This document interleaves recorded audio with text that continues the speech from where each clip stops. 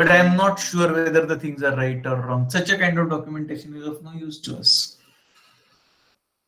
So documentation needs to be accountable and it must come with a responsibility. The one who is preparing it must be responsible for that document. Next point, it must be timely. It must be created in time. For example, now attendance is being taken. If attendance is not going to be taken today, these people are not going to be available tomorrow. Timely. When I prepare the document, I'm going to keep it somewhere, either in my computers or in my files. So that document should be accessible. When I want to find it, I should be able to find it out.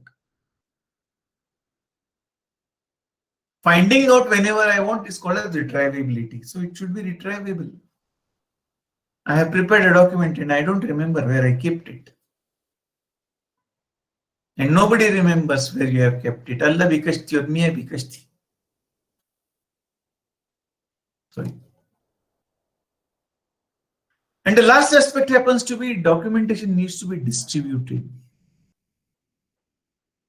Distributed here means, please try to understand, this is very important. It should be with the department who has created it or who has prepared it. It need not be with the IQAC. Means what? IQAC is doing documentation, it should not be with the IQAC. How can that be? We'll come to that concept very soon. It should be with the department who has prepared it. So it makes the department accountable. And because they need that document, so it should always be with them. And therefore, these are the 7 concepts of documentation. Documentation should be complete, document should be clear, document should be purposeful, document should be accountable, document should be timely, document should be accessible, document should be distributed documentation. Everybody is responsible. So here you are able to see these are the good features of a good documentation. Let us now actually look into documentation, how we are going to work this out. All of you have been provided with some sheets. Please come to document number 1 over here.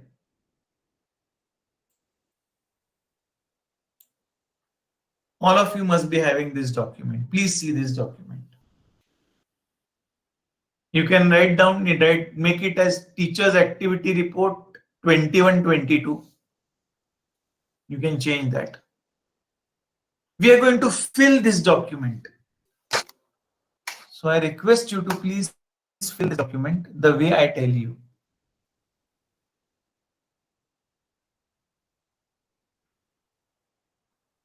All of you have the document with you. Shall we start? Yes, sir. Yes, sir.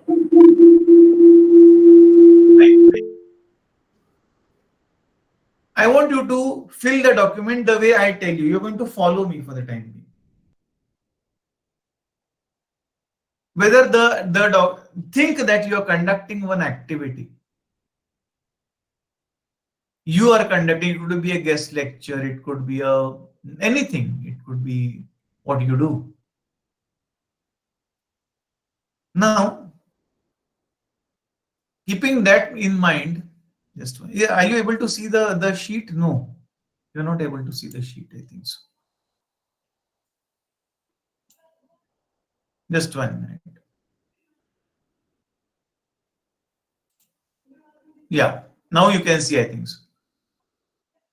Yes, sir. Please come to document number 1. Teacher's activity report. It is 1920. Maybe you can write it down 21-22 for the example.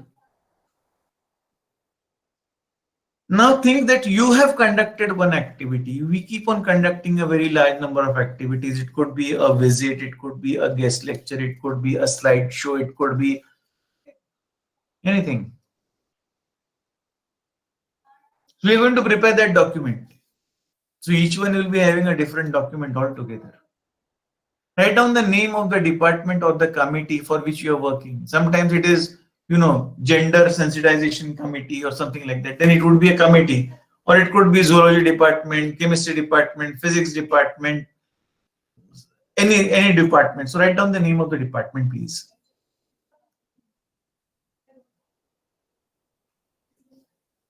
Okay, name of the department or name of the committee. Now there is something called as IQC document number. Please don't write down anything over there. Now come down, name of the activity. Please write down the name of the activity.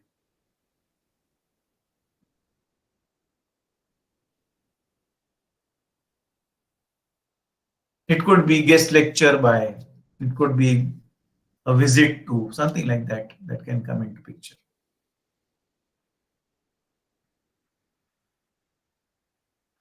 Now, write down the coordinator's name. Down you have some space. That is your name. That is your name. Just one.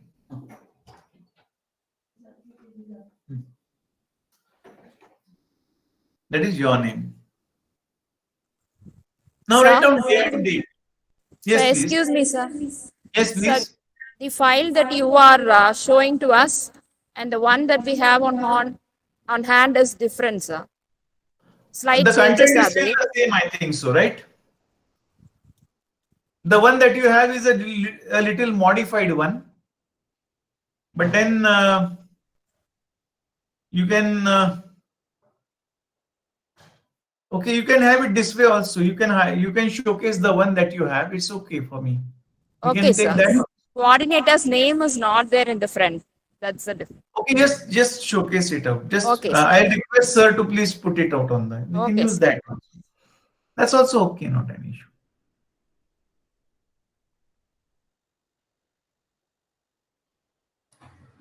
Morning, sir. I have one more doubt here. Yeah. Let's complete this and then we will go ahead. Only one thing, sir. You Okay. are a coordinator, but we are used to mention as a convener of the program. Is there any difference or is it So there necessary? is no difference. Somewhere you have a director also. Okay. So yes, we can use the yes. I request your sir to please put on the format.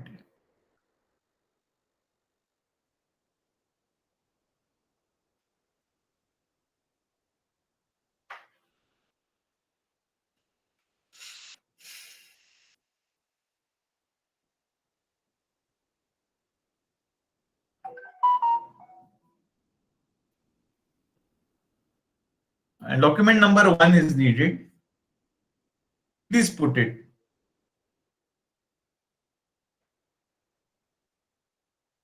It is okay if this is used, not an issue. Fine. Excellent. Not an issue. Okay, we'll use this. Activity name, can you please? This is the modified one. I was showing the old one. Activity name. We have written down. Okay. Department, just 1 minute. Department, committee, club. This is what you have. So wait a minute. Please don't scroll it down. Keep it there. I'm going to fill it step by step. Please scroll it a little down.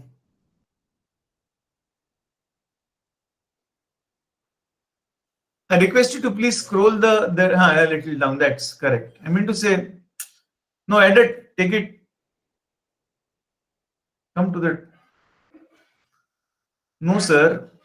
Where we started, take it there. Right. Thank you. Day and date. You please write down the day and date. This is one thing. Venue. Please write down the venue. Please write down the time. Time could be in terms of hours, 2 hours activity, 4 to 6, 3 to 5, 12 to 2. Or it could also be in terms of 2 days, 29th and 30th, something like that.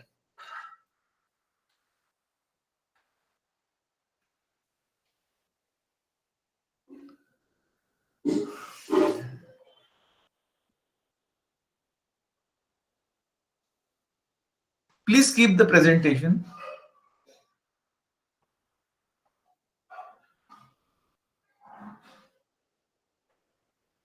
Murugandam sir, please keep the presentation.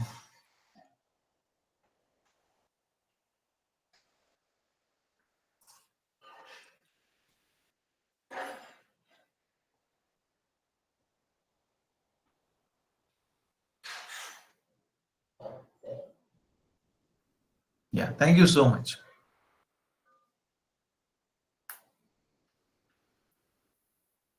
Now, day, date, time.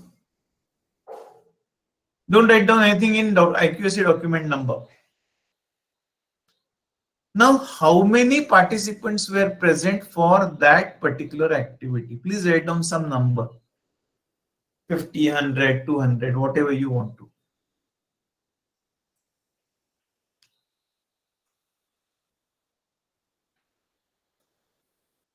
Now, what kind of activity was it? Whether it was an indoor activity or an outdoor activity or an online activity, because these days you have an online activity also. So just tick mark the right one.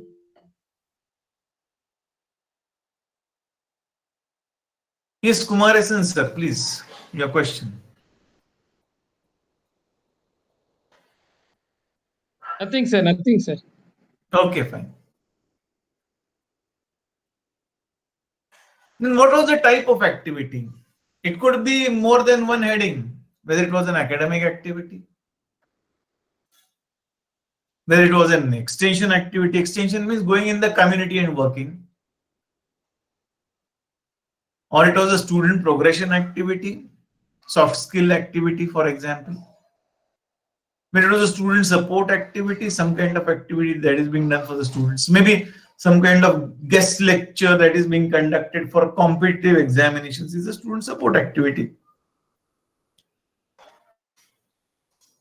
Or whether it was an activity related to environment or related to gender, or it was related to celebration of days, or it was an enrichment activity. Whatever it was, please specify it. In case it is different other than this, please specify. Please write it down.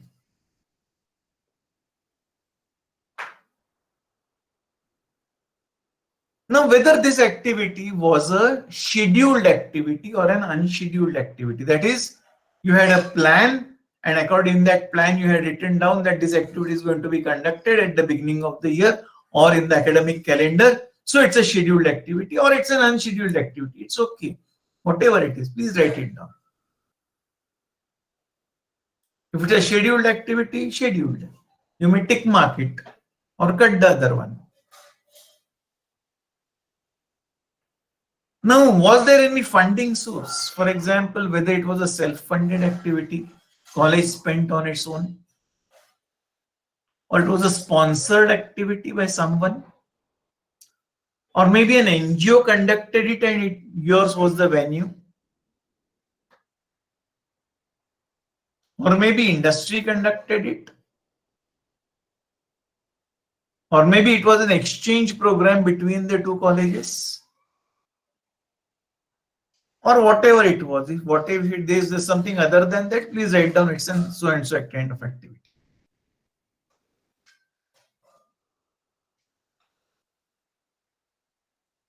Many times, some amount needs to be spent on it. If any amount has been spent on it, please write down the amount spent. 2,000 rupees were needed, 5,000 rupees were needed, whatever it was.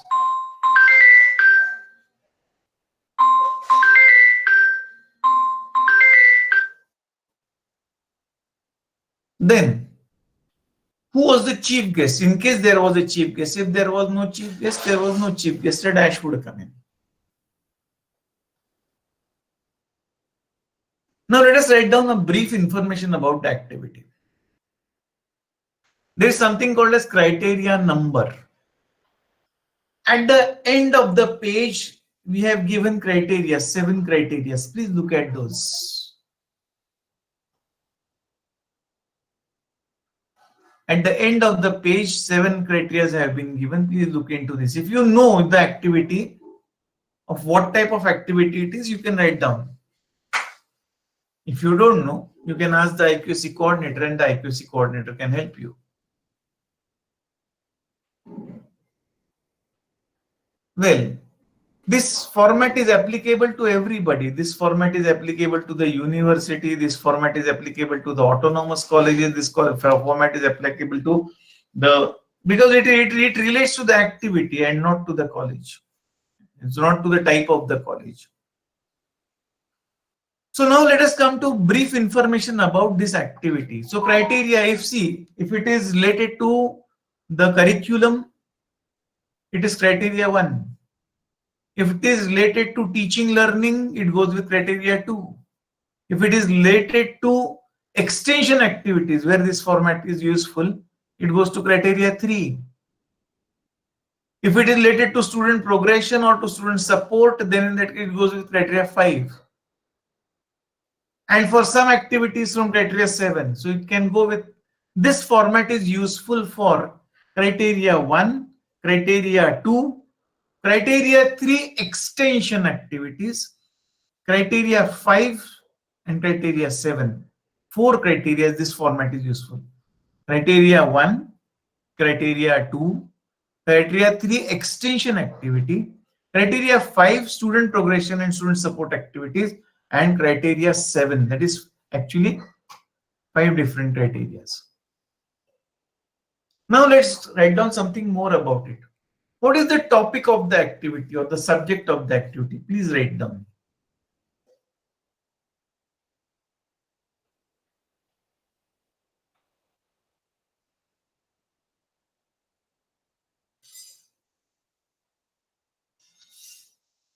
Fine.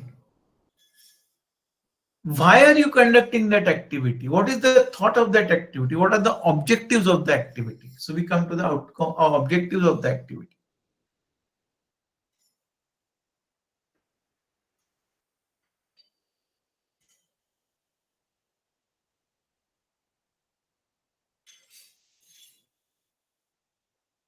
How was that activity conducted?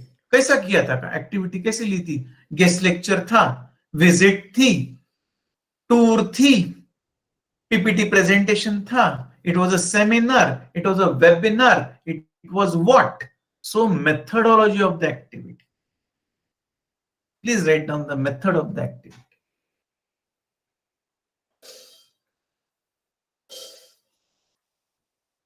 And what came out of that activity? That is an outcome. What was the outcome of that particular activity? The students became aware about the global environmental scenario. They came to know about the carbon release and the environmental issues that were coming up, whatever it is. Outcomes.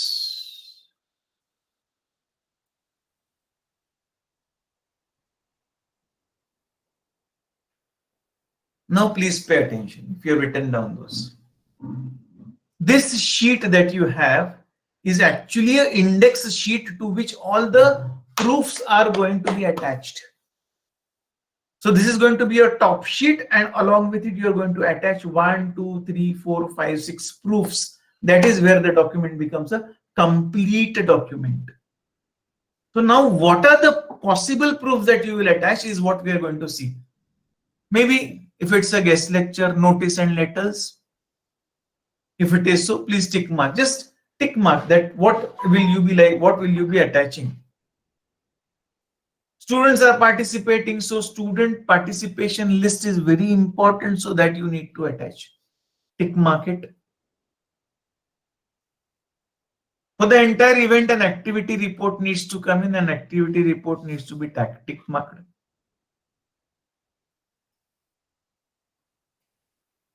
You're going to take photos, but those photos are going to be geotagged photos. So geotagged photos are going to come into picture. That is what you need, and therefore that is what you're going to put up. Tick mark it. Every activity that you conduct must have a feedback form. So feedback form is necessary, and therefore feedback analysis is also necessary. Maybe you have given a certificate for the activity, tick mark the certificate. Maybe you have given it in the news, so a news clip has come. It's not a strong proof. And you may have anything other than this, you can write down that also in any other, those proofs can come in.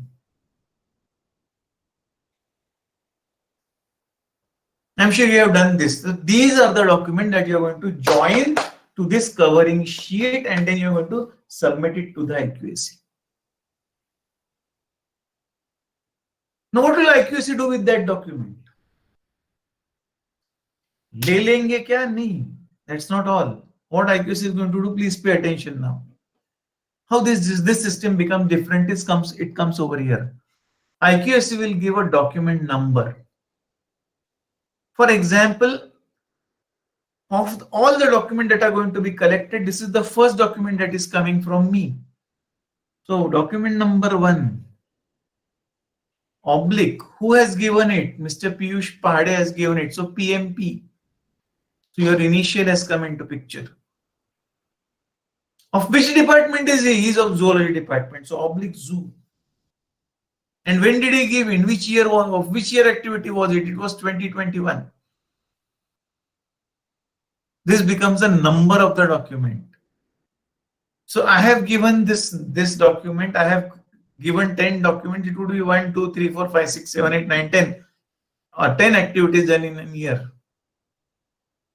Whereas Dr. Shankar, who is over here, has given 5 more activities after me. So it would be 11, 12, 13, 14, 15.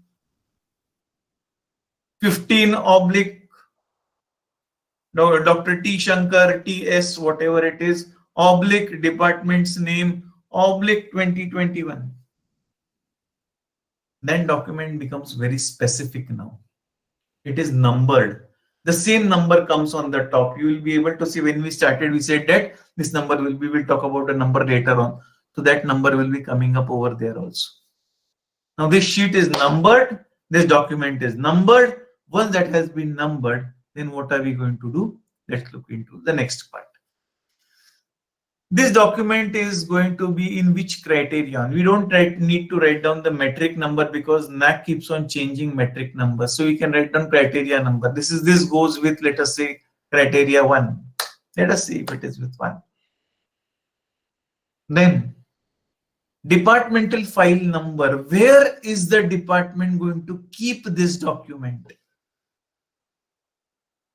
That needs to be with the IQAC, or IQAC can have a centralized filing policy.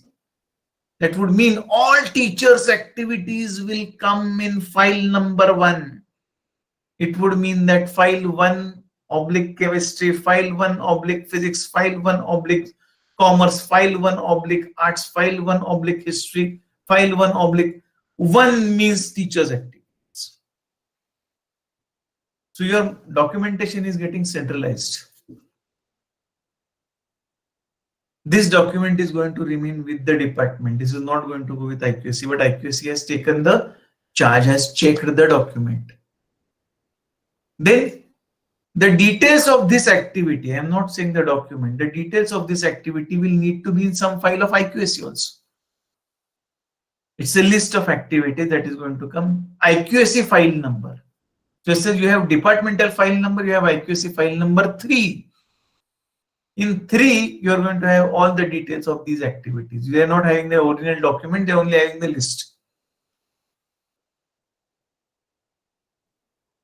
Who has done this activity? His name, name of the teacher, coordinator's name that I was talking some time ago. Name of the teacher has come over here now. The name of the head of, or name of the committee. It could be the head of that particular committee or the head of that department, his signature. And IQAC's coordinator seal and signature, both will come in. This means that this document is now submitted.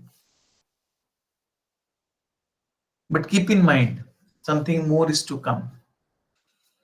This document After preparing, IQC is going to keep a record of it and is going to return back to the department. Why? We will see in document number 2. I request Murugandam sir to please go with document number 2 now. Fine. All of you please look into this document now.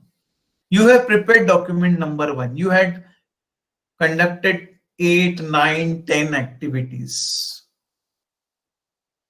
The activities that you have conducted, it's a list of activities. You're going to submit each activity and you're going to prepare a list of it. This list is to be prepared. This document is to be prepared in Excel. Document number 2 is to be prepared in Excel. This sheet is to be prepared in Excel. Now, what is this sheet having? This sheet is having everything that you did in criteria 1, in document number 1. But it's a composite list of all the activities together. I'm repeating. It is a composite activity of all, it's a composite list of all the activities together. So for example, date, see there we had written down date, we had written down activity number, we had written down name of the activity, we have written down list of documents submitted, we have written down coordinator name, we have written down criteria number. देखो ये सारे की सारी बात, they are all there. What you are doing, those 10 separate activities that you had done, now you are putting them into one paper. This is being prepared in Excel sheet. Date. Let us say I am taking one example, 29/19. Activity number. This is given by IQAC 1/PMP/Zoo/2021. Let us say. Activity was guest lecture by Dr. R.M. Patil on carbon chemistry in environment and its effects. Some topic. List of documentation. List of documents submitted was invitation and thanks, participation list, photos, report of the activity, feedback analysis. These are the 5 documents that have been submitted. They have been okayed by IQAC. They are with the department now. Who was that gentleman who conducted this activity? It was Mr. Pahade. And in which criteria was it? It was in criteria number 7. Now there will be activity number 1, 2, 3, 4, 5, 6, 7, 8, 10, 15, 20 activities that have been done by me or by my department. They will all be listed out together. It would be a big list. Then this document is being submitted. Head is going to sign it. Coordinator is going to sign it. Principal is going to sign this. They are also going to give their seal over it. That this document is a official document of the college. There is a note that comes in. The above listed documents are in the safe custody of the department. The documents are the property of the college. They will be provided on demand to the IQAC or the college. The head of the department is going to sign this. Though teacher may have created 5 activities. In that department, there are 3 people, 2 people, 1 person. The head of the department will be signing that document. The file name and the number is going to be over there. And these documents are going to be in the custody of the head of the department. Why? Because the department needs these documents. IQAC does not need the document. IQAC needs the list of activities with numbers. Now, what will IQAC do with this particular kind of? Wait a minute. Please go up. We are still with document number 2. What will IQAC do with this particular document? Please go to the chart format above in this particular document. Scroll up. Go to the beginning. Yes, here a little. Now look at this. A little more above. Bas.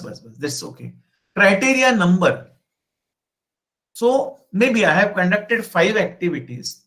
One was in criteria 1, one was in criteria 3, one was in criteria 7, one was in criteria 5, or something like this. Many teachers have written down various criteria. So, various activities in various criteria. Each department has submitted this list. What will IQAC do? IQAC will make a composite list of the entire college. 182 activities have been conducted by the college last year. It's a long list of activities now. Now do what? Something very important that IQAC will do. Please pay attention. This is the important part. What IQAC will be doing is, please don't scroll it, just wait where we were. Right. What IQAC will be doing is, you are able to see criteria on number. IQAC will use the tool in Excel called as SORT, sort. Please pay attention what I'm saying. IQAC will use a tool called SORT, sort in Excel. Sort 1, sort 2, sort 3, sort 4, 5, 6, 7. The minute they are sorted out, you are able to see, you will get different list of criterias. IQAC will take one copy of it and will prepare a soft list of all these sorted documents and keep them together. So you have already sorted out the documents in place. Keep in mind, you are not sorting them out and putting them criteria 1, 2, 3, 4. The list is common, but every list has a document number. 1/PMP/ZOO/2021 means criteria 7.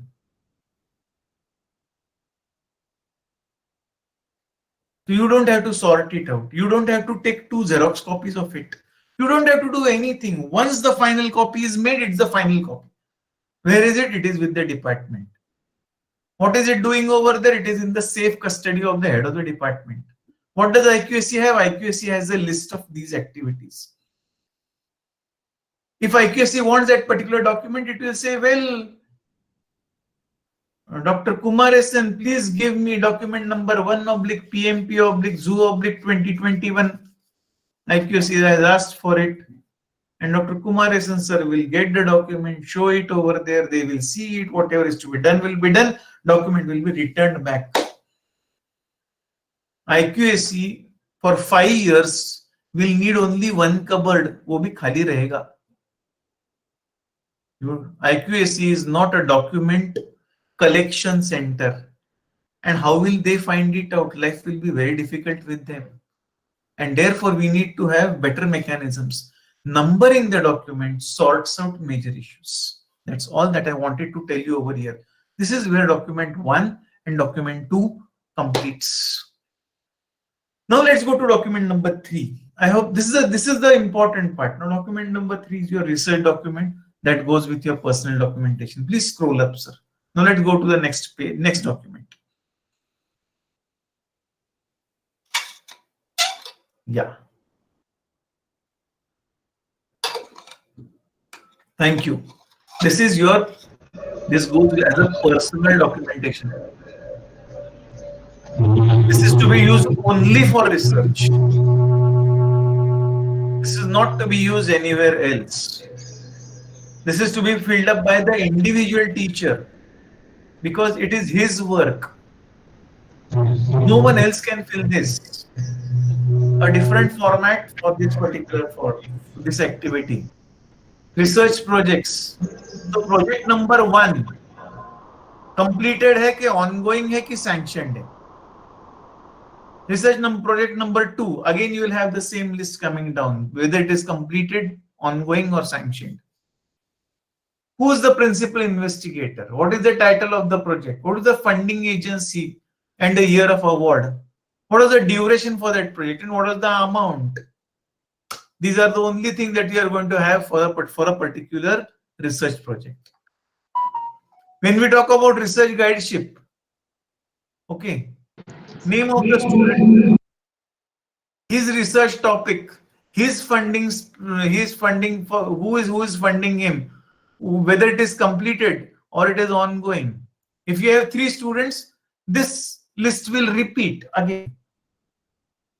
Name of the student number 1, name of the student number 2, research topic, funding is by the student, completed or ongoing. These 5 things will repeat out again. So if you have 3 students, you will have to write this down 3 times and different data will come in. Then we come to papers presented in the conferences. Please scroll up now. Yeah, fine.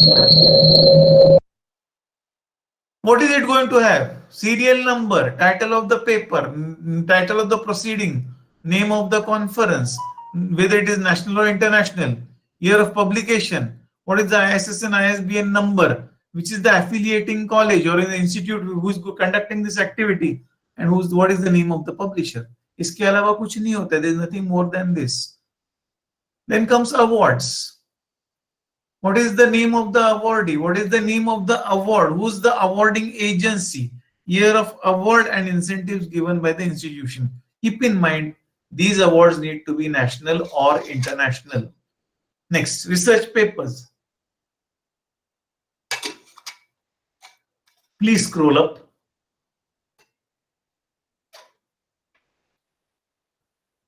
Yeah, no.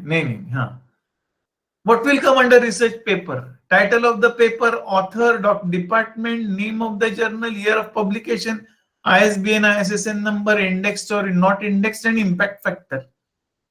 These are the only things that can come in over there. Then books or chapters published, necessary details. Patents, necessary details. Industry research linkages, necessary details. This is all that you need in this particular file document, and this is built up by that particular year to be submitted through the head of the department to IQAC. Sir, excuse me, sir. Yes, please. Running short of time. The next Yes, guest is waiting. it's almost done. Just give me 1 minute. We started 10 minutes late. Give me 5 minutes. Okay, sir. It's a request. So I am within 5 already minutes. done. My thing is done already. We come to the last document. We need Okay, to sir. have this document primarily because we don't give an account of teaching methods. Thank We you, must sir. know that every time we go on the lecture, we have an attendance. Attendance is a solid proof. So for teaching proofs, because when we write down 2.3.1, that time teaching proofs matter the most. So attendance, date and topic must be there in the attendance. If you are conducting some particular activity, maybe a geotag photo can come into picture. Feedback and feedback analysis for that particular teaching method that you are using. You must make a mention of it in your teaching plan, and maybe if possible you have a teacher's diary, then in that case. In case you go for a visit reports count out, and anything else that you have. So this is a list that you are able to see that you need to make. This is very important primarily because we don't keep the records of the teaching method that we use. And then at the end of the year, at the end of 5 years, when we have to write down, we have nothing to write and nothing to prove. So we need this. Please scroll this up.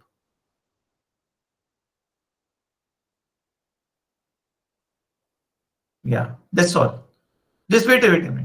Date, topic, methodology, nature of methodology, participative, experiential, problem solving, name of the teacher, class, number of students. This is the data. That data sheet would be filled up by each teacher in a year. You can store it out. Keep these proofs that you need. And that is all that I wanted to say. These are the only 4 formats that a teacher needs. He is able to fulfill all his demands.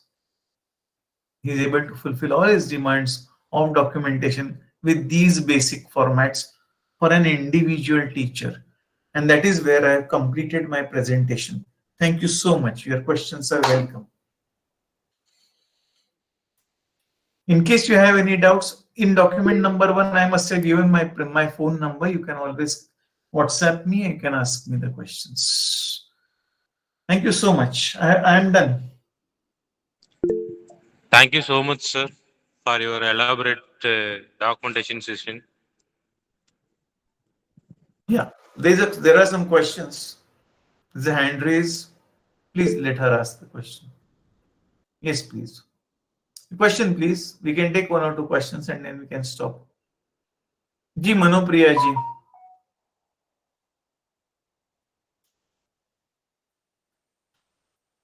Please ask your question orally, it will be better. Good morning, sir. Ji. Dr. Revati from Chellamal Women's College. Ji. Regarding this teaching methodology documentation, we are submitting lesson plan. Is it Yeah. need to be added with every date with the hour or general monthly pattern for June month I plan this like If you are already having a lesson plan, then it will also be having a teaching method, isn't it? yes, sir. Lesson plan, is there any standard format for writing lesson plan? Is it associated with the Create date? your own format. There are multiple formats available. You can create your own format. They are available. I'm asking, is it must to add a date and hour, whichever I completed the topic? On Yeah, you which, should. It is important. No, yes. you should. You Thank should. Fine. Next question, please. Sir, Yes, please. suppose in case we are going for NAAC accreditation in the next year, 2023, Yeah. the format what we have seen is you have shown is new only. Suppose we are not following the documentation what you have shown, maybe we are in the other formats. Is it necessary to convert all the documents to your form? Necessary. Just 1 minute. It is not necessary. It is not necessary that you have to convert it to my formats only. If you have a comfortable format mechanism, that is fantastic. No. In case you don't have, this is one easy mechanism that I have tried to give you. Please see to it that all these things that you need are there in that particular format. That's all. Okay, thank you. Ji. Now, Manopriya ji, you wanted to ask something. There's a hand raised from her. 1 second. Sir, good morning. Ji. Sir, I have a question. This Yes, cover sheet will get the signature of HOD everyone, sir. But inside that, the activity report should also have the signature and seal of the convener and the principal, as Yes. well as the participants. Yes, yes, you need that. That is important. That is important. Thank you, participants. So thank you so much for your elaborate explanation on how to document all the activities of the institution.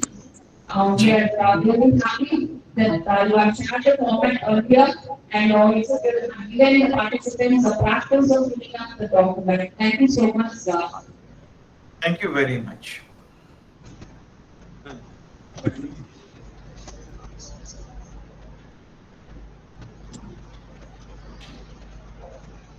Participants, with this we come to the end of the technical session C and we consider the next session.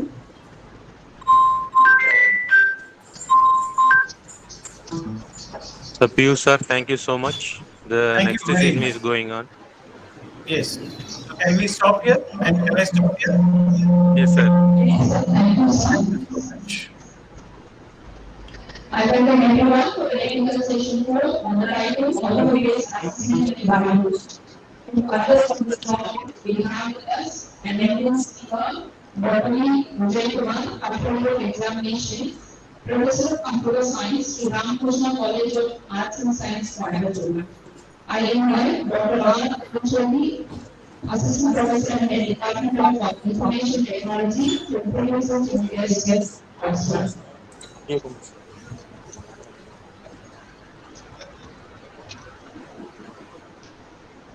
Good morning to one who has joined here. I am privileged to introduce and welcome today's chief guest, Dr. Kumar Sir, Controller of Examinations and Professor in Computer Science, Sri Ramakrishna College of Arts and Science, Coimbatore. Sir has 21 years of experience in teaching, research and development, and administrative. Previously, he served as Associate Professor in Computer Applications at Ramakrishna Engineering College and also served as Head of the Department in Computer Science (ASA) at Sri Ramakrishna Mission Vidyalaya College of Arts and Science, Coimbatore. Sir obtained his PhD degree in the area of data mining at Baghdad University. He also obtained his MCA and MPhil degree from Baghdad University, Coimbatore. He has recognized as MPhil and PhD research guide in Baghdad University. Currently, he is guiding 5 PhD scholars. His research area interest includes data mining, machine learning, computer vision, data science, and big data analytics. He received grant of ₹21 lakhs for research project in AICTE, ICSSR, Impress. He was appreciated by Baghdad University for receiving research projects. Sir was honored with Best Academic Officer Award and AMC Excellence Award in year 2012. He has published 35 papers in reputable journals like Sprinter and IEEE. He has organized more than 25 sponsors, seminars, conferences, and workshops. It has delivered more than 50 guest lectures in area of outcome-based education and recent trends in information technologies. Sir is a reviewer of various international conferences and journals. He is serving as a member of governing body, academic council, and board of studies in various reputed arts and science colleges. He is also serving as subject expert in ESMA American University, South America. He is a member in ISTA, IAEMA, IACSIT, and CSTA professional societies. We have such a vibrant resource person to sparkle knowledge and outcome-based assessment and evaluation with us. Welcome, you, sir. Thank you for giving me this opportunity. Thank you. Thank you, ma'am. Thank you. Is it audible, ma'am? Is it audible? Excuse me. Sir, audible, sir. Okay, thank you, sir. Thank you, thank you, thank you. Very good morning, Chonanda. I hope that you have enjoyed the last 2 days related to the how to prepare our document for the NAAC, AQR, and SSR document preparation. And so one of the important session which will help us to improve the quality of document in our higher education system is implementation of outcome-based education. So most of the institutions are already successfully implementing the choice-based credit system from the year 2009 onwards. Now, most of the arts and science multi-domain colleges are implementing the outcome-based education from the year 2018 and 19 onwards. So we have faced a lot of challenges while we are implementing the outcome-based education because of the NBA gave the clear guidelines for implementing the outcome-based education for the engineering institutions, but we don't have the clear guidelines for implementing the outcome-based education in the arts and science, commerce, or the multidisciplinary colleges. But in 2018 onwards, the UGC suggested implementation of the outcome-based education in all discipline colleges. So they introduced the LOCF curriculum framework, the learning outcome-based curriculum framework in 2020 for implementing the outcome-based education system in all type of institutions. The main objective of implementing the outcome-based education in the higher education, we need to provide the 21st century skill set to the graduates and to the learners. So the 21st century skills are classified into 3 categories. Already you're familiar with that. The three categories of skills are the first fundamental skills are you can as a foundation literacy skill. Here, with the foundation or the fundamental skill, here the learners know how to apply their core skill or fundamental skill in day-to-day real-time problems with their literacy, numeracy, scientific and ICT skills. So this skill is not sufficient to success their life, career-oriented life. So they need to have two additional skill set. The first one is competencies. How the learners or the graduates or the students are approaching the complex changing environment with the 4C skills. So the 4C means the first one is the critical thinking, or you can call it as a problem solving. How the learners or how the students, how the graduates are looking the problem in a different method, how they are learning the subjects to solve the problem, real-time problems with the critical thinking process. The problem solving skill, the first most important skill in the competencies or ability. The second one is the creativity skill.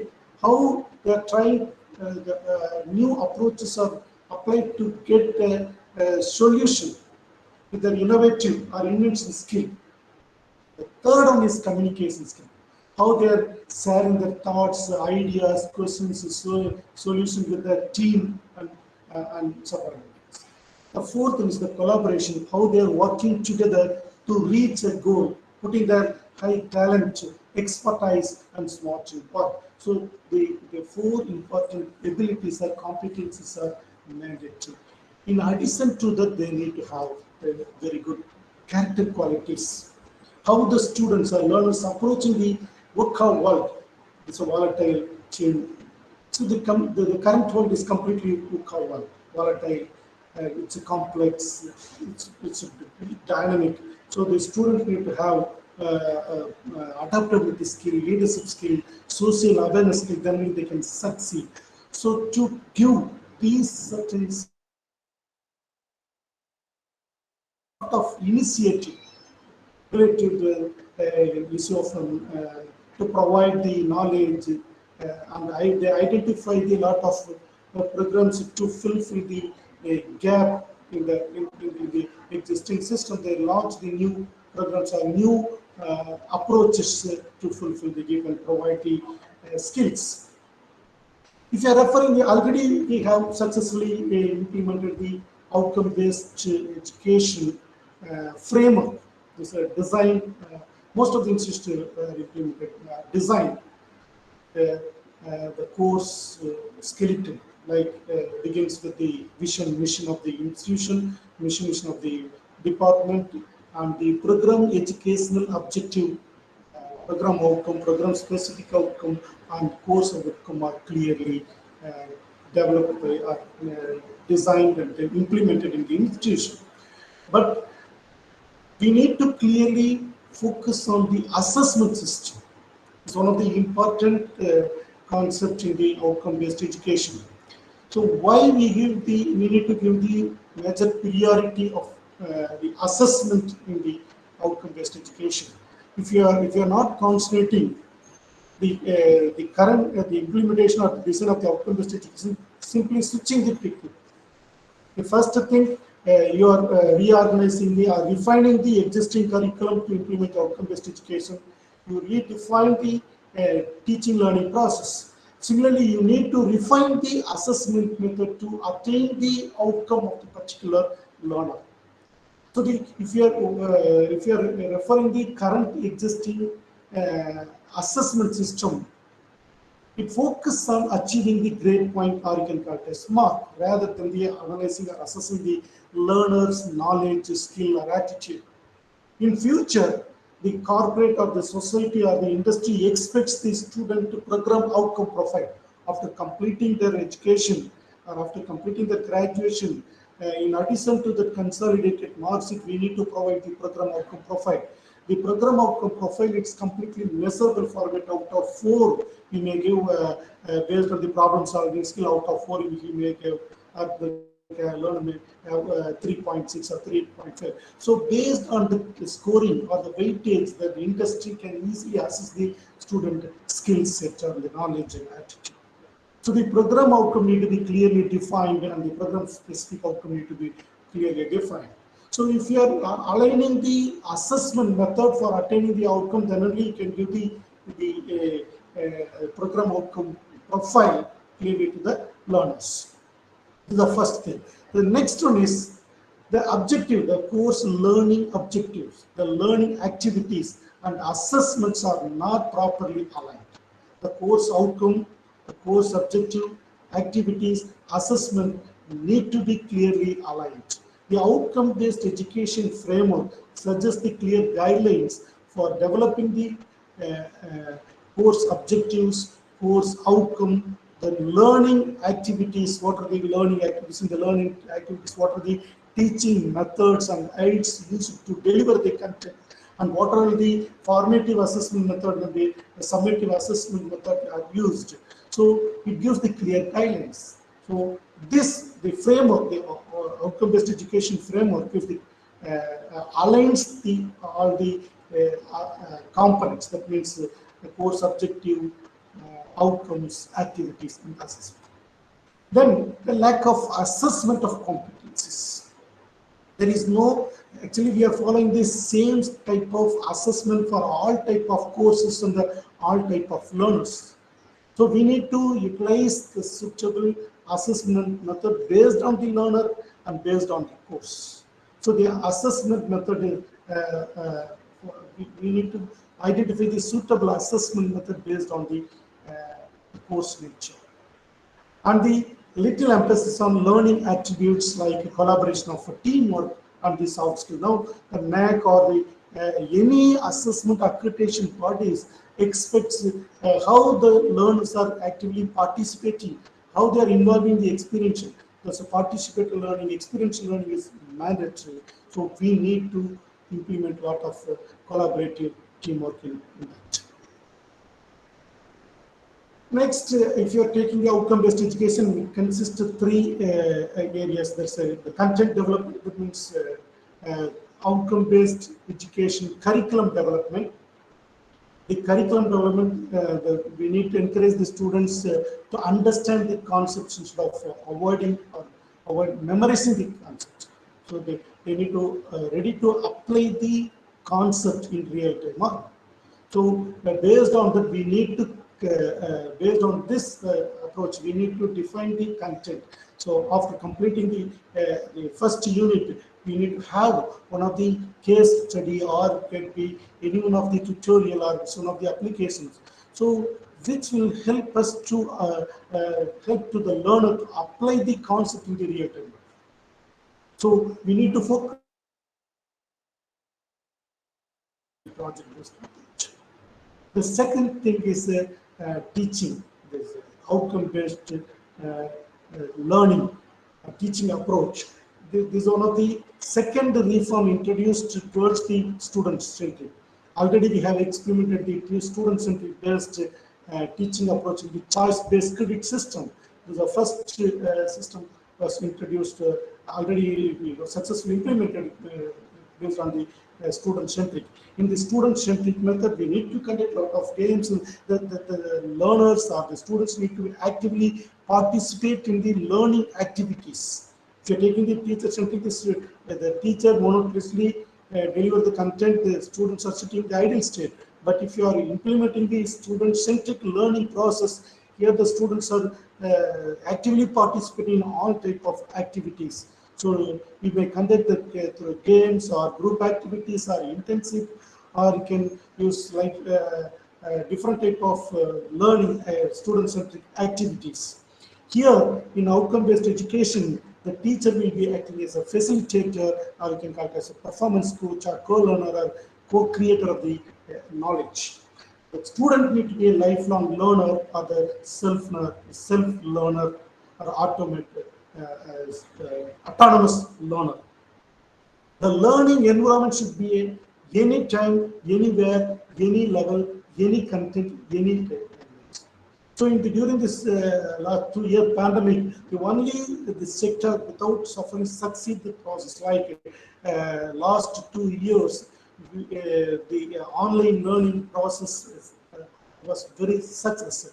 But we didn't revise the assessment pattern in the country. Yes, we easily adopted the teaching learning process, but the assessment, if you are taking the attainment process, the 100% attainment. All the students are 100%, all the courses are 100%, all these students are successfully completed the graduation. Whether they're having the skills, if you are implementing the direct assessment method for direct attainment process, it gives a wrong outcome. So we need to change our assessment policy for calculating the attainment. If you are implementing the 100% indirect attainment, we need to get the feedback from the learners and the placement and the company and the parents. It will give the correct result if you are implementing that. So otherwise, we need to change our assessment method. During the pandemic, we didn't change the assessment method. We followed the same assessment method, but we changed the teaching learning process. But the outcome is here the alignment is mismatch. So the attainment is 100%. The knowledge and skill is not attained. If you're taking the real time, and all the assessment need to test the higher order thinking skills of the learners. That means they need to have ability to apply their knowledge skill to solve the real-time complex problems. They need to analyze the real-time problem, analyze and synthesize design. Our outcome-based education, I didn't discuss on the implementation of the outcome-based education. Already have successfully implemented the outcome-based education in Institute of Health too. So when you are implementing the outcome-based education, the course outcome, you clearly define the course outcome. You have the teaching method and the teaching activities and the assessment method.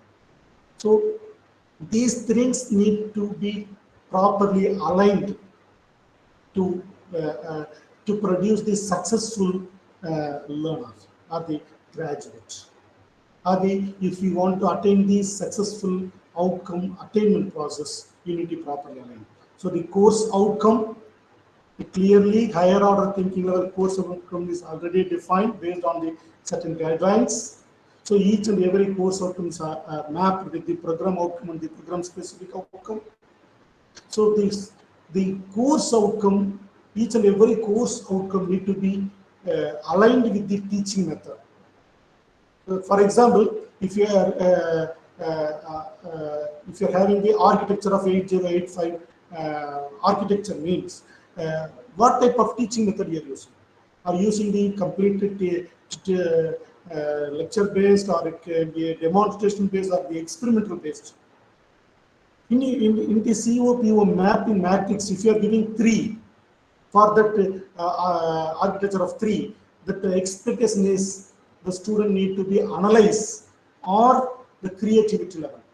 If you are introducing the regular teaching learning method, the student cannot be able to create their own, or not able to analyze the existing architecture.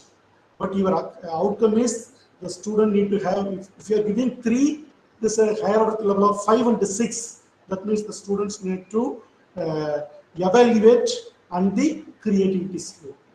If you are giving the simple blackboard teaching, or if you are using the simple lecture method, they can attain only the knowledge, it means remember and understand.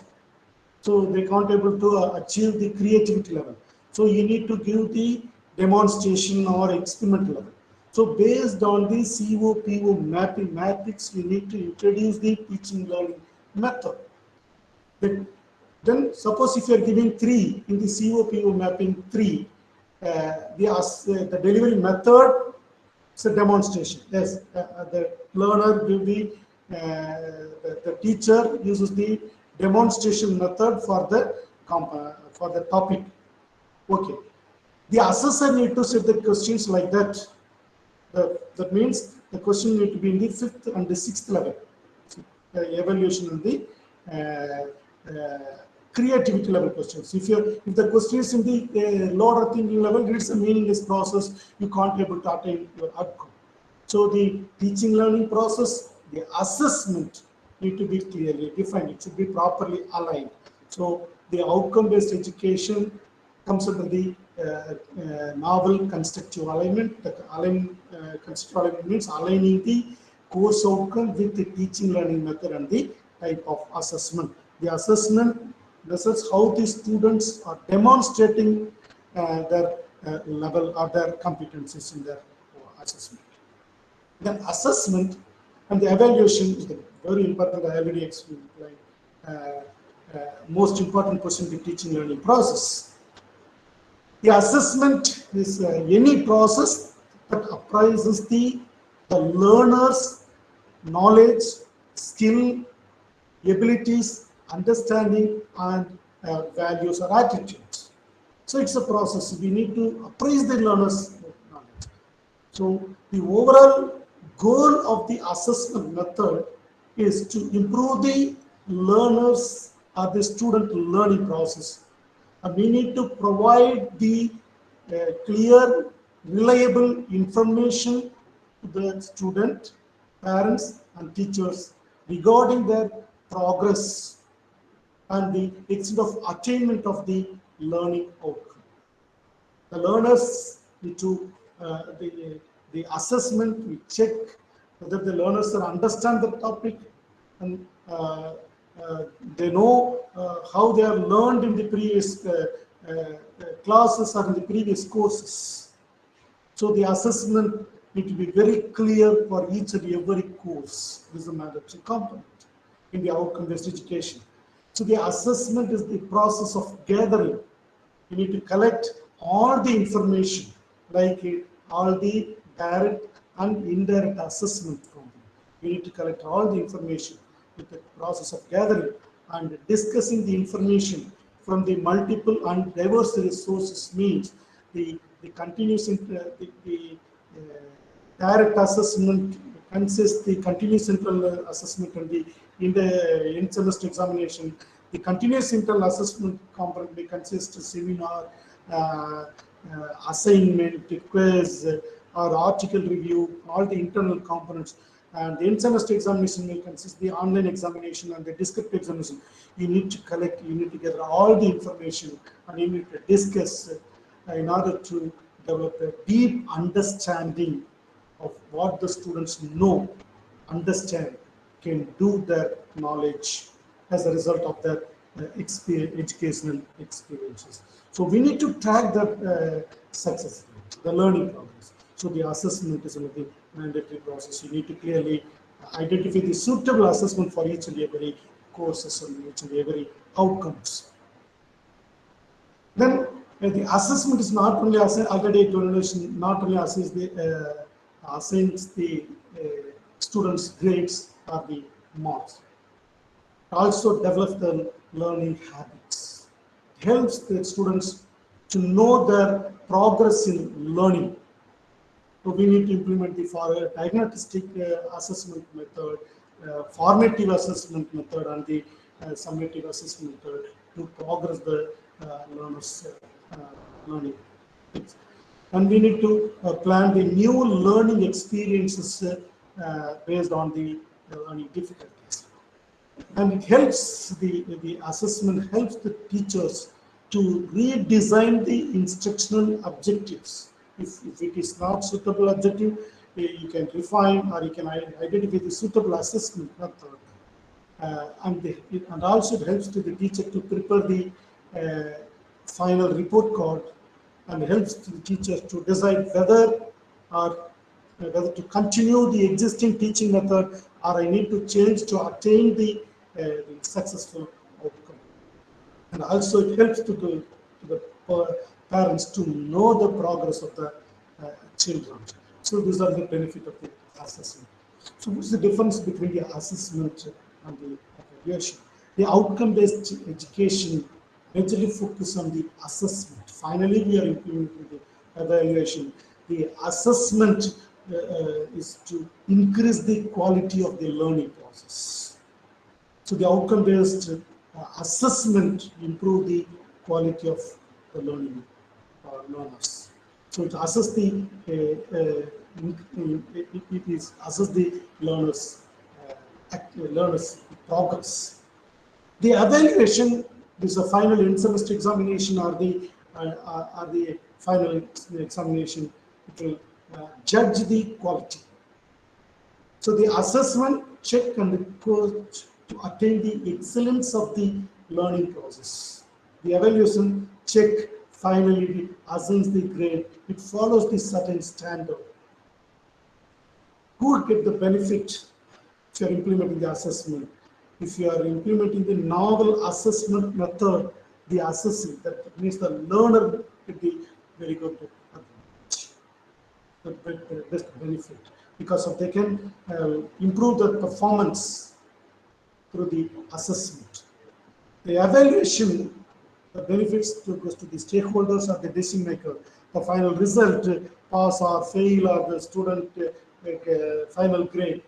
So the evaluation is the final outcome for the decision makers. So the assessment is the formative thing, gives the positive approach to the learners. So the diagnostic assessment or the formative assessment with the positive approach to the learners should be individualized. The learner-based assessment is mandatory. So based on the learner's nature, we need to identify the suitable assessment in the formative assessment process, and we need to. It's a valuable one to improve the learner's success. The evaluation provides the final closure. It's a summative output. It takes the learner's judgment. It's a product-oriented. Finally, it prescribes the learner's abilities. It's based on the certain standard defined by the higher education or the institution or the university. It's a formative process. The evaluation is the summative process. Findings, the assessment is a diagnostic approach. The evaluation is the judgmental approach. Okay, why they are giving the major importance to assessment? If the assessment are misaligned with objectives or outcome or the instructional strategies, it can undermine both student motivation and the learning. For example, the teacher objective is the student to learn to apply the analytical skill. After completing the session, the student can apply the theorem in the real-time problem. So it may be one of the objective of the learner. But if the assessment measures only the factual knowledge or the remember and understanding, it's only the recall. So here the students on their analytical skills and they are frustrated that the exam does not measure what they learn.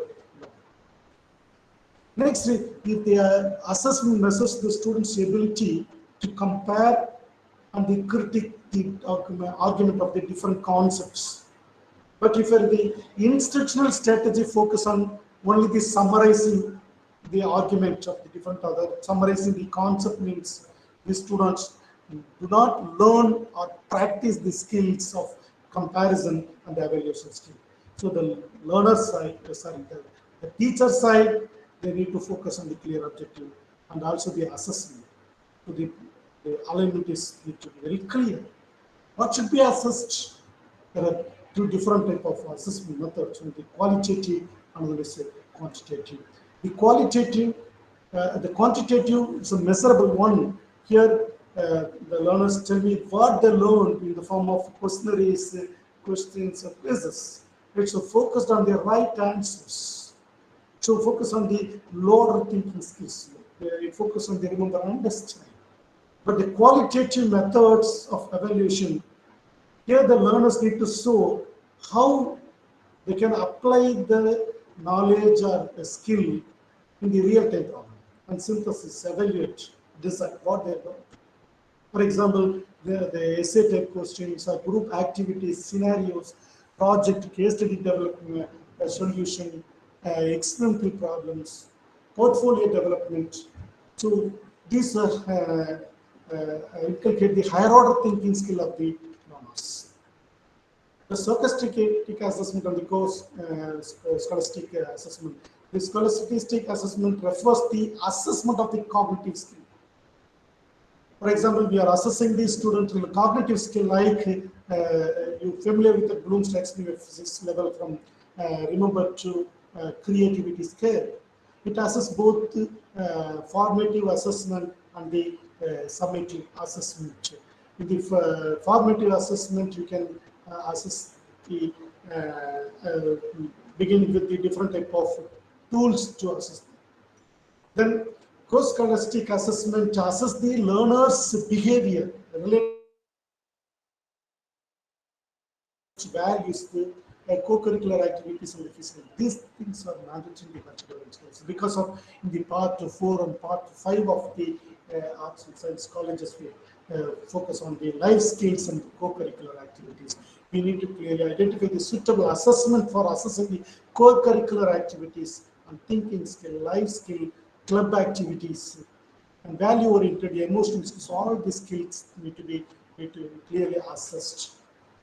The outcome-based assessment already told you is the process gathering the all evidence and learning based on the number of outcomes achieved. It ensures that all graduate abilities are minimum standard of competencies. So you fixed, if you're running 3 years program, you may have 9 program outcome or 3 program specific outcome. You need to fix the minimum target. So based on the COPO mapping, you calculated calculated the target of the course outcome, target of the program outcome. So you need all the graduates need to achieve at least the minimum competencies to make them successful in the outcomes. So to attain the minimum competencies, you need to clearly define the assessment. The assessment need to be very transparent, consistent with the learning outcome. It should focus on the improved learnings. So it should ensure the quality, accountability, and the flexibility. For example, how we can develop the suitable assessment for the attaining the course outcome. Let us take an example. The course outcome for the particular business management course. Develop a business plan for a small business. It may be course outcome 1. If it is the course outcome 1, the assessment will be like, the assessor need to set the questions like, write the business plan for starting a small business or starting an online groceries business. So if you are asking this type of questions, then only they can apply the scaling. So it's a higher order thinking skill. So the assessment need to be properly aligned. All the assessment need to be aligned with the course outcome. During this session, what are the things we need to discuss? The first one is how the assessment need to be mapped with the program and the course and the all the outcome-based components. Then what are the different type of assessment types can be utilized for attaining the outcome? And how we can design the rubrics and need to be aligned for the each and every assessment. And the assessment data need to be helpful to track the learner's performance and success. If there any gap identified in the success rate or the progress, we need to introduce a action taken plan in our system.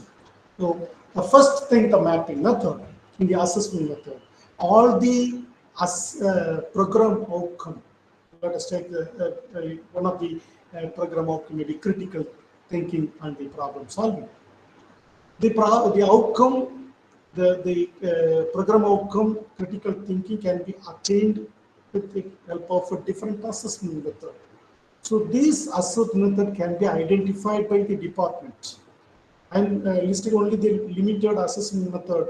It's not necessarily that you can include your own assessment method based on your program learning outcomes. For example, it's a in-semester examination, it's a written test on unit test, model examination, and also oral test. Some English assessment can go with the assessment, and the project maybe go with the verbal assessment.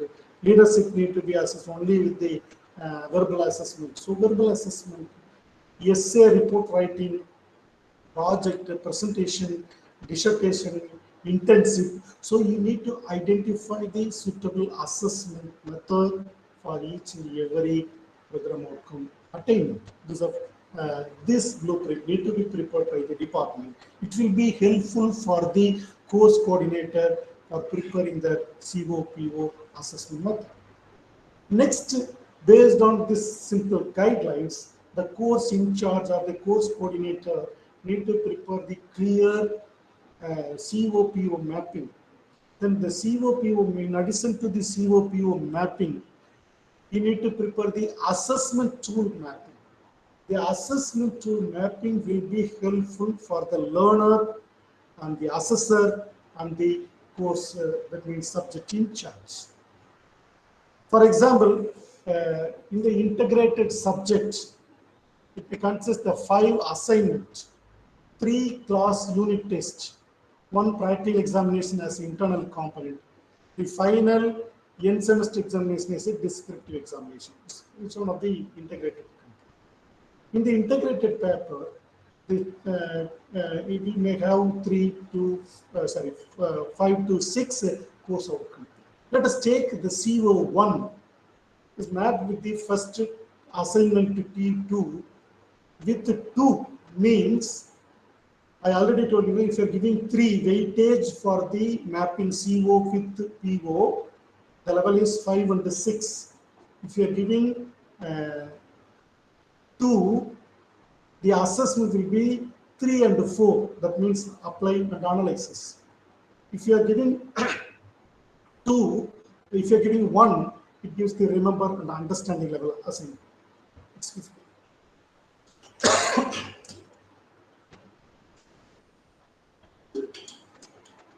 So the mapping value is mandatory in the COPO mapping assessment. So if you are giving 2, the course subject in charge need to set the question assignment question in the application level and the analysis level.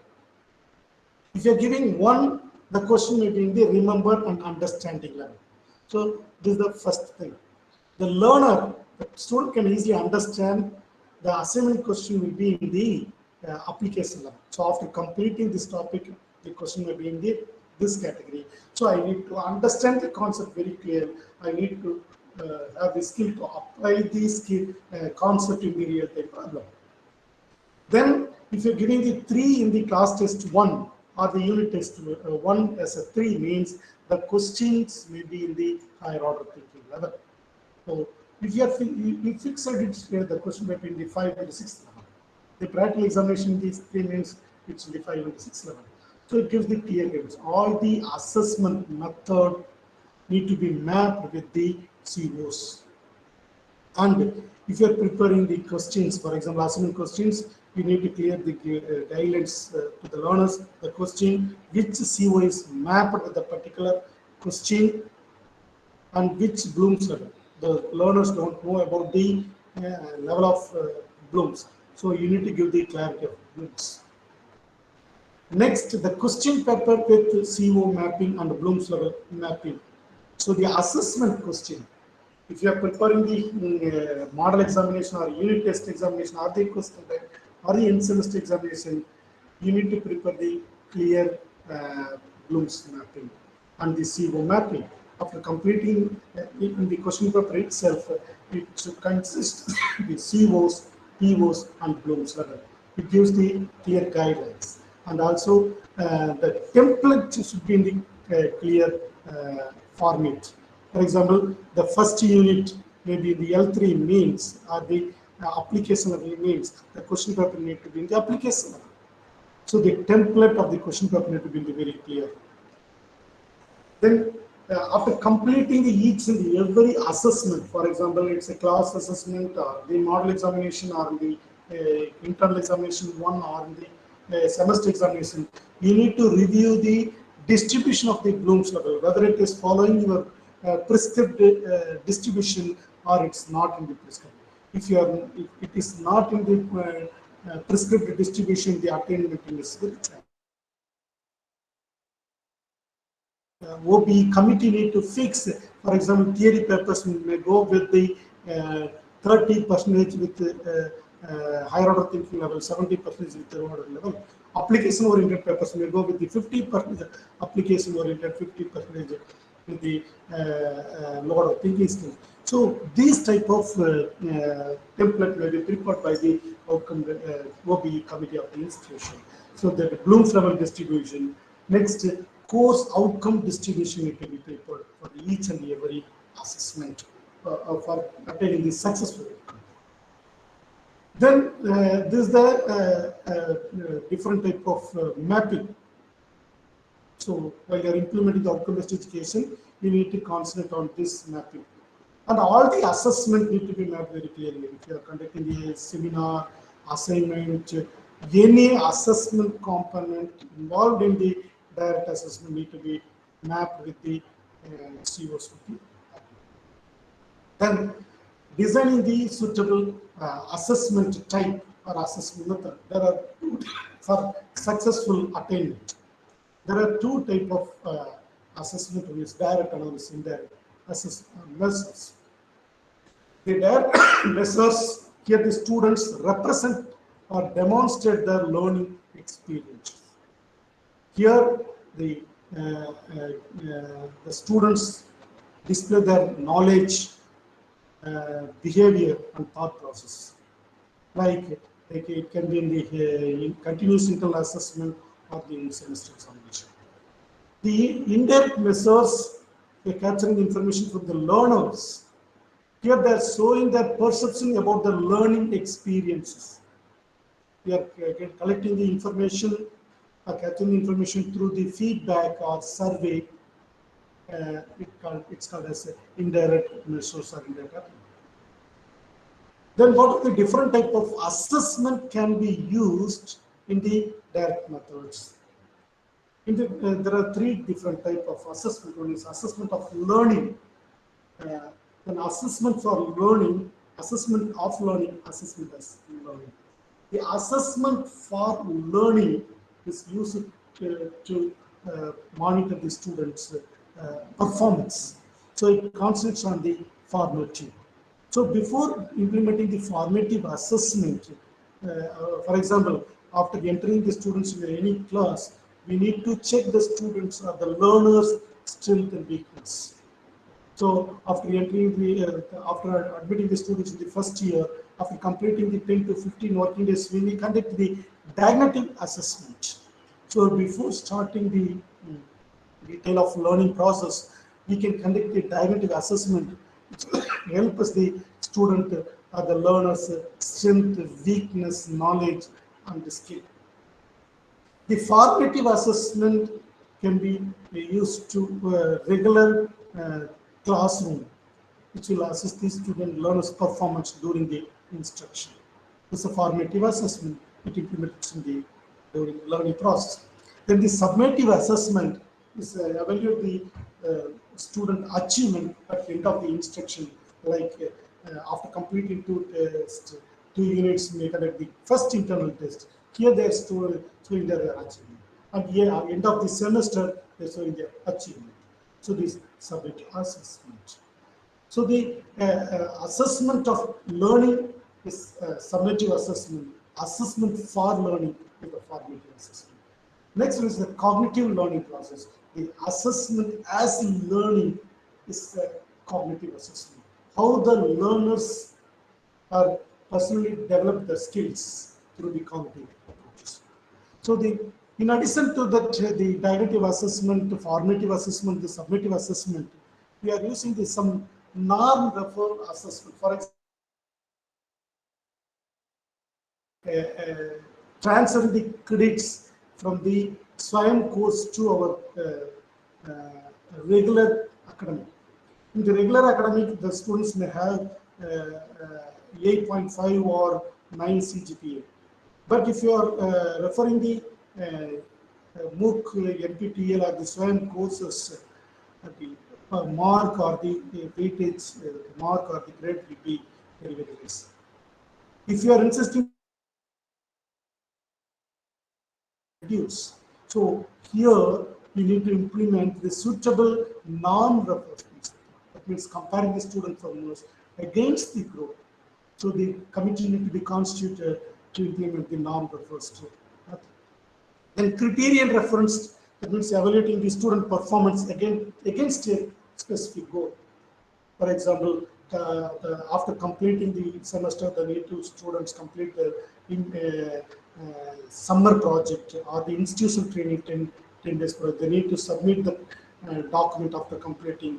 So this type of criteria need to be fixed, the pass or fail. So based on this, then intent is the evaluate the student performance and predict the performance at the end of the summative assessment.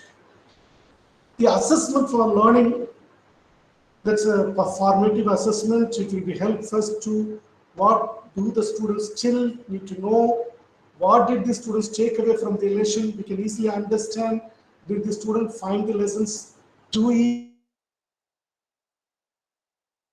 it will be helpful. The diagnity assessment happens to start of the session, so beginning of the unit or beginning of the lesson or beginning of the semester. I already explained, we can use a lot of assessment method like mind maps. We can use some multiple choice quizzes, flow charts, what do you know, learning charts, then short quizzes, student interviews, reflection graph. All these type of activities and assessment can be used for understanding the learner's levels. Then formative assessment will be helpful as to identify the learner's level, whether the students, the learner is a slow learner or the average learner or the advanced learner.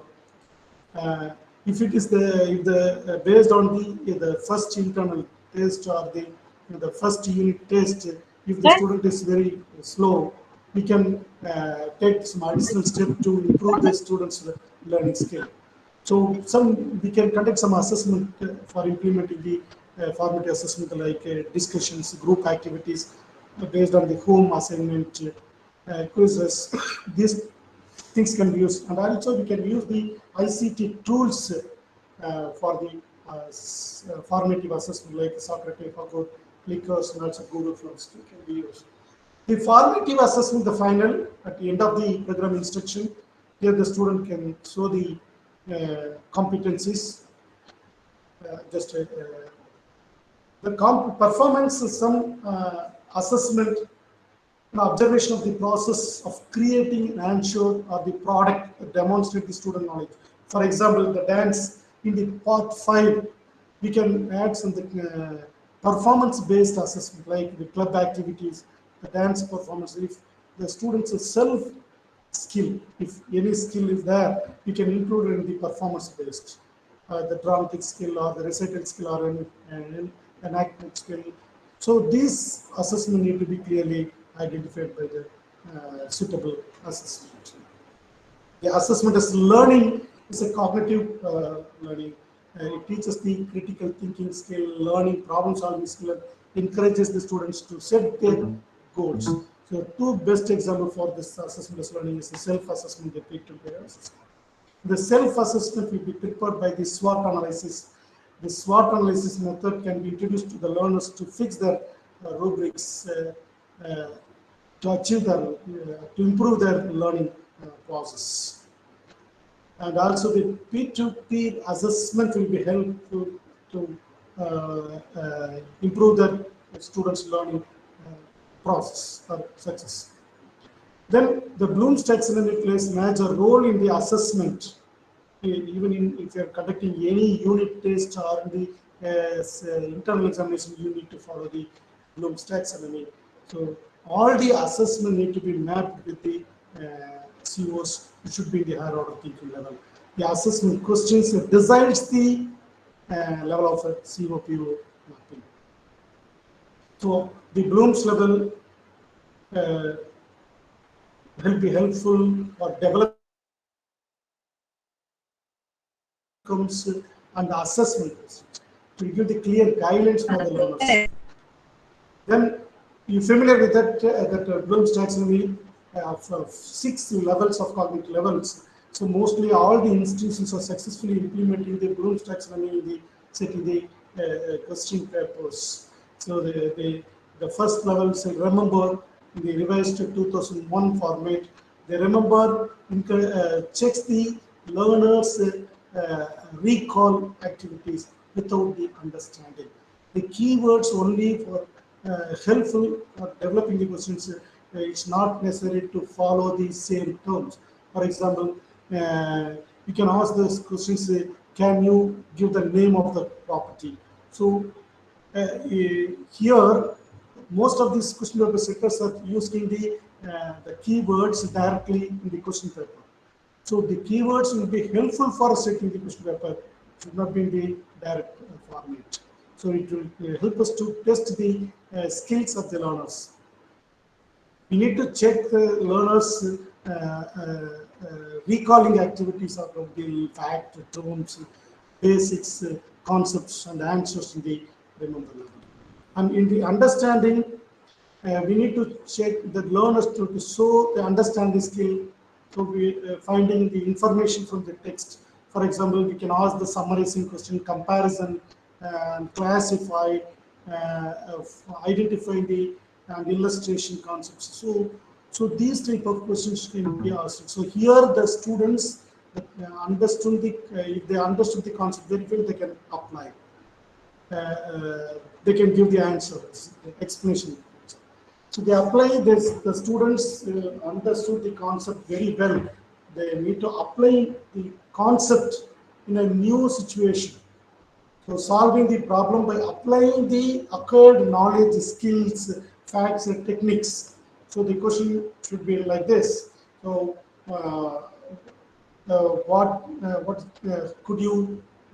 could this happen in this situation? Do you know another instance where if you're following the same instance? So how you can apply this Newton's law for this real-time car crash event? So these type of questions can be raised clinically the application skill.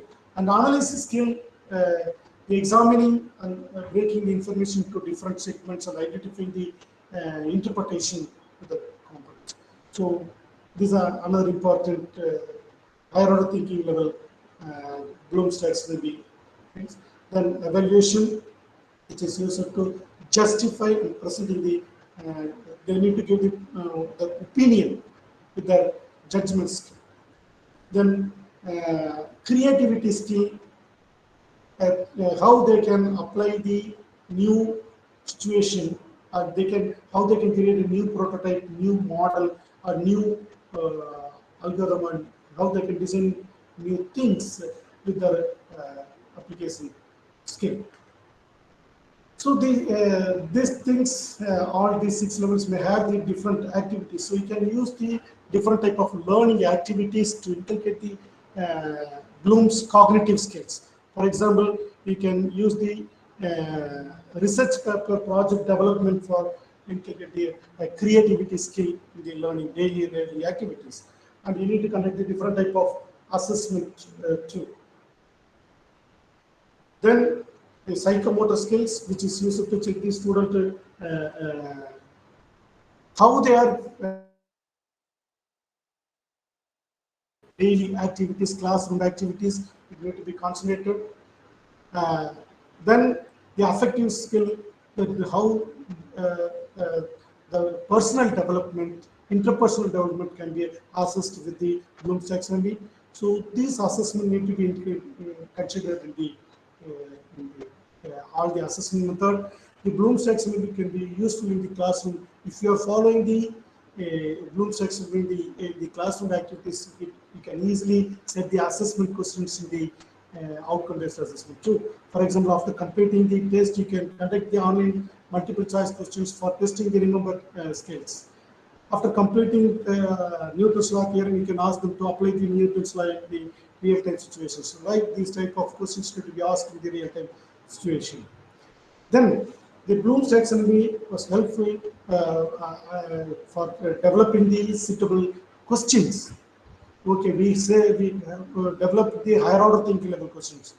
If you are setting any type of questions, the students are applying or writing only certain type of answer based on the teaching method. If you are delivering the content only in the remember and understanding level, if you are asking the question in the higher, if the assessor asking in the higher order thinking level, the learner gives only in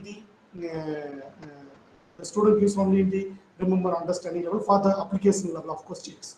So for classifying the learner's level, we can use the solo taxonomy. The solo taxonomy is nothing but the structure of observed learning outcome, which will analyze the individual learner's understanding, whether they understood the basic level, surface level, or in-depth level. It will differentiate the surface level understanding and the depth level of understanding. For example, if the question is why does the earth gets dark at night, the student may give the different type of answer based on the teaching method used, based on the teacher deliver the content or the activities carried out during the learning process. The answer may be different.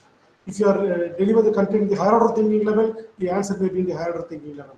If you are not delivering the content, or if you are not implementing the teaching and activity in the higher order thinking level, the answer will be in the lower order thinking level. So the answer may be in the solo taxonomy consider the 4 levels like unistructural, multistructural, and the relational and the extended model, extended abstract model. So the unistructural model means it gives the very basic information. It concentrates on only one idea. It's a direct answer. There is no in-depth of the subject concept or the principles. The multi-structural, here the learner can have the multiple ideas, multiple concepts to clarify the solution. The relational, the student have the multiple ideas to explain, and the learner know how to solve the problem, how to apply the ideas into the real-time problem. At the extended level, he know how to apply the concept in different method. It's an extended abstract. So, so these are the 4 different categories. After completing the assessment, after completing the first intent test, after completing the model examination, we need to categorize the answer to check whether the student are in the surface level or the depth level. So we can easily map. If the student is unistructural, if the outcome is a unistructural, the student level is remember only. If your question is in the higher order thinking level, creative level, if the answer in the unistructural means if the student understood the concept only, remember level, other order thinking level. If the question is in the creative level, if the answer is in the extended abstract level, we can easily understand the student in the higher order thinking skill. So after completing the first internal assessment, we can classify the answers. So we need to take the answers. If the question is in the higher order thinking level, what's the result? What's the outcome? So we need to verify the answers for each and every questions. If the higher order thinking level, if the questions in the lower order thinking level, or in the unistructural or multistructural or relational or extended. So you need to classify them. So if your expectation is the other produced only in the unistructural level means, so they are in the remember level. So the concept need to be re-delivered, or you need to introduce new approach to give the higher order thinking skill about the concept. So after completing the first internal test, we need to implement this solo taxonomy to identify the learner's level, surface and depth understanding. And the rubrics is one of the important scoring tool. We need to fix the criteria for each and every assessment. So the rubric is an evaluation tool that divides the designated task or the assignment into different component. For example, if you're taking this seminar, it may consist, you need to identify the different criteria. For example, it may consist content, knowledge and understanding, second criteria. Third one is discussion. So you need the learner or, the faculty member or the course coordinator need to identify the suitable criteria for assessing the each and every assessment component. And you need to identify the different performance mark. For example, if the content is very clear, complete, precise, and well supported with the figure for the seminar, you can give the 5. If the material is incomplete and largely of it, you need to give only 1 mark. Like that, you need to prepare the clear rubrics for each and every assessment for attaining the successful outcome. So, assessment, seminar rubrics, assignment rubrics for assignment preparation, then practical. So lab performance, understanding skill after completing the each and every assessment, you may conduct the question assessment or the observational book, the quality of submission, all these things can be considered in the practical rubrics. Then project rubrics, each and every reviews need to have a rubrics for example, in the review of one, the problem identification rubrics, problem identification can make it, weightage, analysis, objective identification. So you need to fix the rubrics. So the rubrics means identify the clear criteria and identifies the performance levels. It may be in the scoring level 4, 3, 2, 1, or in the A, B, C, D, or in the 10, 8, or the excellent, good, average. So you may fix any one of the different type of performance level. You need to clearly describe the each and every criteria. Before doing any assessment, you need to give the criteria, that means rubrics to the learners, then only they can proceed further successfully. Sir, excuse me, sir. Yes, sir. Yes, Sir, sir. running out of time. Just I will conclude my topics. Just within 2 minutes. Then you need to use the ICT tools for effective outcome and the for all the assessment types, impact takers and assessment tools can be utilized for all the assessment. And you need to give the clear guidelines for designing the MCQs. So the MCQs, you need to avoid all the above, need the none of the above, both A and B. So this type of terms need to be avoided in the while you're developing the MCQs. And while you're setting the question paper, that need to be clearly prepared, the distribution of the marks, distribution of the questions in the template for attaining the successful attainment, and the evaluation process, the distribution of the course outcome, for distribution of the assessment, each and every assessment need to be distributed, percentage need to be distributed, theory courses, practical courses, and weightage of the Bloom's level, and content need to be distributed, and type of question papers need to be distributed. So all these things need to be distributed, and you can introduce a lot of assessment reforms. It promotes the learning and development of the students.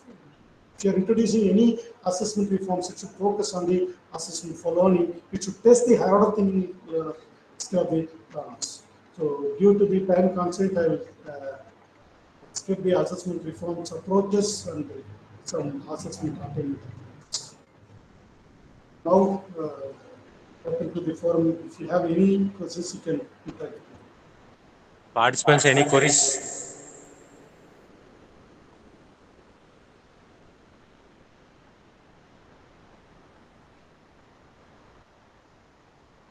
So, okay. Let me thank the resource person. Thank you so much, sir, for your valuable insights on assessment and evaluation. We received a clear picture of what should be assessed and evaluated, and how we can make the assessment and evaluation more effective, outcome based. Thank you, sir, for your joining with us and sharing your expertise. Thank you so much, sir. Thank you, thank you. I express my heartfelt thanks to Thank you, sir. the Dear participants, IQC coordinator, the management of the institution, and the be on time. Thank you. Thank you, madam. Be on time.